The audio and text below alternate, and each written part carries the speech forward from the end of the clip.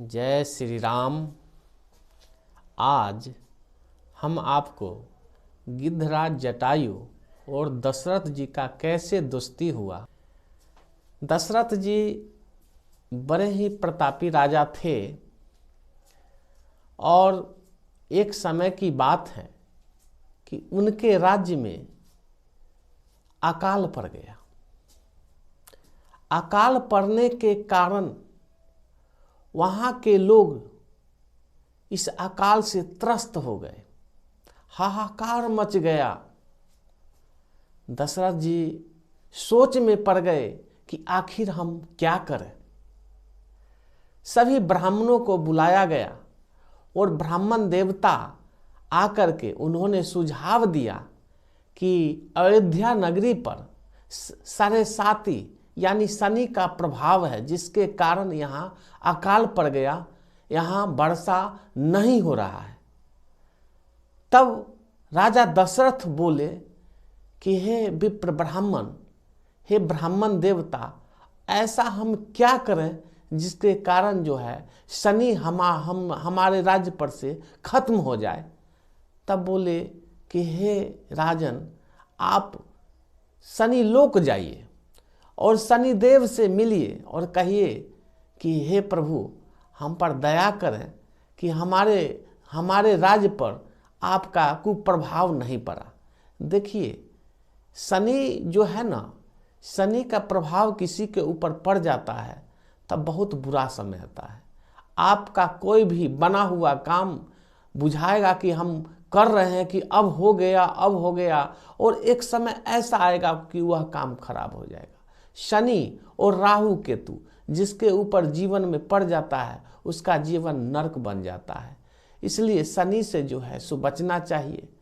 और शनि का तो एक साधारण सा उपाय अगर जीवन में आप करते हैं तो आपके ऊपर शनि का प्रभाव नहीं पड़ेगा। शास्त्रों में वर्णन है कि कोई भी व्यक्ति अगर शनि का प्रभाव उसके जीवन पर पड़ गया है तो उसको क्या करना चाहिए। तो उसको आप शनिवार के दिन आप जो है एक क्या काम कीजिए कि काला आता है आपको सुरमा, एक सुरमा को डब्बा में रख करके और भगवान शिव के मंदिर में जा कर के पूजा अर्चना करने के बाद आप अगर अगरबत्ती दिखा करके और 21 बार ओम नमः शिवाय का जाप करके और वही उठा करके अगर किसी विशाल वृक्ष के पास जा करके गड्ढा खून करके अगर गाड़ देते हैं तो शनि का ढैया समाप्त हो जाता है। यह बहुत ही साधारण है। तो ठीक उसी प्रकार ब्राह्मण देवता कहे कि आप शनि लोक जाइए, तो वहाँ से वो राजा दशरथ शनि लोक चल दिए। उस समय में शनि देव बैठे हुए थे, ध्यानस्थ थे। लेकिन जब दशरथ जी वहाँ पहुँचे तो पहुँचने के बाद कहते हैं, शनिदेव, हम कितने देर से आपके द्वार पर खड़े हैं। तब शनिदेव को गुस्सा आ गया और गुस्सा आने के कारण शनि का प्रभाव जो है उनके ऊपर पड़ा और पड़ने के कारण ऊपर से आसमान से शनि लोक से गिरे। और शनि लोक से गिरने के बाद धरती पर जब आ रहे थे उसी समय एक विशाल पक्षी गिद्धराज जटायु बैठे हुए थे, क्योंकि गिद्धराज जटायु जी उन्हीं के राज्य में रहता था। तो जब देखे कि अरे ये जो मानव गिर रहा है यह कोई साधारण मानव नहीं है, यह तो राजा दशरथ है। और उन्होंने अपना पंख फैला लिया और पंख फैलाने के कारण क्या काम किए कि दशरथ जी ऊपर से जब नीचे आ रहे थे तब पंख फैला करके वो अपना पंख पर जो है उनको ले लिए और लेने के बाद धरती पर आ गए। वो चेतनाहीन हो गए, उनको जो है सो दिल दिमाग सब शांत हो गया, यानी कि मूर्छित हो गए।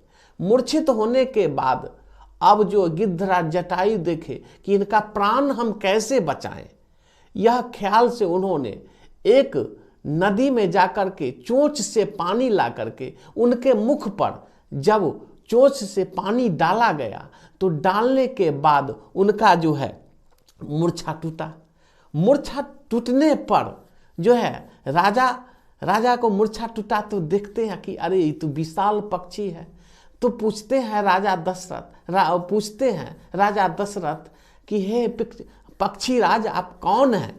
तब पक्षी राज बोलते हैं कि हे राजन, मैं गिद्धराज जटायु हूँ, मैं आप ही के राज्य में रहता था, लेकिन आप जब ऊपर से नीचे गिर रहे थे तो हम सोचे कि अगर ऊपर से नीचे अगर आप गिर जाइएगा तो आपका जो है से मौत निश्चित है। तो मैं इस ख्याल से पंख को फैला करके आपका प्राण को जो है हम बचाएं। तब इस पर दशरथ जी बहुत खुश हुए और खुश होने के बाद पक्षीराज को कहे कि हे पक्षीराज, आज से हम दोनों मित्र हुए, और मित्र हुए तो मांगो क्या मांगते हो। तब पक्षीराज बोले, गिद्धराज जटायु बोले कि अगर आप हमको देना चाहते हैं तो आपका जो पहला संतान होगा वही हमको अग्नि, पिता की तरह अग्नि हमको दे, और उस पर हमारा अधिकार होगा, उस पर आपका अधिकार नहीं होगा, उस पर अधिकार हमारा होगा। इस पर दशरथ जी हंसने लगे और हंसने के बाद कहते, हे पक्षीराज, आपने क्या मांगा? जो हमारे पास है ही नहीं वो चीज आप मांग रहे हैं। तब गिद्धराज जटायु बोले कि हे प्रभु, हे राजन, मैं जानता हूं कि आपको संतान नहीं है, लेकिन जब आपको संतान होगा तब पहला अधिकार आपके पुत्र पर अधिकार हमारा ही रहेगा। तो बोले ठीक है, हम आपको वचन देते हैं कि रघुकुल रीत सदा चल जाई, प्राण जाए पर वचन न जाई। मैं आपको वचन देता हूं कि इस पर अधिकार आपका ही रहेगा। समय व्यतीत हुआ, कुछ समय जब बीता तो बीतने के बाद उसी समय नारद जी बीना बजाते हुए अयोध्या नगरी की ओर जा रहे थे। तो उसी समय गिद्धराज जटायु एक विशाल वृक्ष पर बैठे हुए थे, और बैठे हुए थे तो नारद जी को प्रणाम किया कि हे नारद देवता, आप कहाँ जा रहे हैं। तब इस पर जो है सो गिद्धराज जटायु को बोले कि हे गिद्धराज जटायु, आज बड़े खुशी की बात है, हर्ष की बात है कि अयोध्या नगरी में राजा जनक को 4 पुत्र की प्राप्ति हुआ है। इस पर तो बहुत खुश हुए, गिद्धराज जटायु खुश हुए और बोले कि हम भी आपके साथ चलते हैं। तो दोनों नारद जी और गिद्धराज जटायु दोनों अयोध्या नगरी, जहां दशरथ जी का घर था, निवास था, वहां पहुंच गए। पहुंचने के बाद नारद जी तो अंदर चले गए, लेकिन गिद्धराज जटायु जो है उनके जो है टीला पर जाकर के बैठ गया।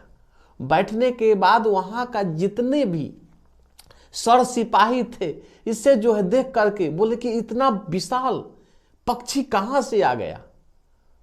तो इस पर जो है सिपाही यह बात जाकर के राजा दशरथ को बताए कि अपने राज्य में एक टीला पर जो है बहुत विशाल पक्षी बैठा हुआ, और कहता है कि मैं अंदर जाएंगे, राजा जनक से मिलना है, उनका जो पुत्र हुआ है उनसे मिलना है, सो हम उनसे मिलना चाहते हैं। लेकिन सब भयभीत था। याद आया कि अरे हो न हो हमारा मित्र हो, और सारा कहानी जो है तीनों रानी को बताए कि मेरा प्राण बचाने वाला गिद्धराज जटायु है, उसको आदर के साथ लेकर के आओ। तब सिपाही ने बोला कि आपको राजन बुला रहे हैं। इस पर जो है गिद्धराज जटायु जब वहां पहुंचने के बाद उनका जो है सब सम्मान किया और प्रणाम के राजा जो है सो बहुत खुश हुआ कि दोस्त तुम आज आया, बड़ा समय पर आया कि आज ही जो है हमारा पुत्र का अवतार हुआ है, जन्म हुआ है। तो बोले कि हे राजन, मैं आपके पास आया था, याद दिलाने के लिए आया था कि मैंने बोला था कि आपका जो संतान होगा और उस पर पहला जो संतान होगा उसका जो है अधिकार हमारा रहेगा। तो बोले कि हाँ हमको सब याद है, मैं पहला पुत्र आपको देता हूँ।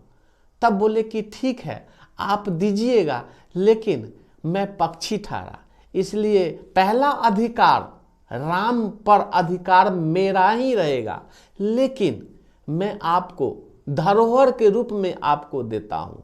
और जब अंत समय आएगा आप उनको बता दीजिएगा कि अंत समय जब मेरा आवे तो कि पिता के समान जो है हमको जो है दाह संस्कार करे, अग्नि संस्कार करे। ऐसा बोल करके और गिद्धराज जटायु वहाँ से चले आए। ऐसा मित्रता निभाए जिसके कारण जब सीता जी का हरण हुआ, सीता जी का रावण हर के ले गया था, तो रामचंद्र और लक्ष्मण जी वन वन भटक रहे थे और सीते सीते करके खोज रहे थे। उसी समय में जो है गिद्धराज जटायु जो है सो पड़ा हुआ था कि रावण ने उसको चंद्रहास से उनका दोनों जो है पंख काट दिया था। काटने के बाद जो है जब वहां पहुंचे तो बोले कि हे प्रभु, मैं आप ही के इंतजार में बैठा हुआ था, मेरी पुत्री सीता को रावण हर के ले गया है, मैं उससे बहुत लड़ा और अंत में मुझे चंद्रहास से काट दिया। जय श्री राम, हर हर महादेव।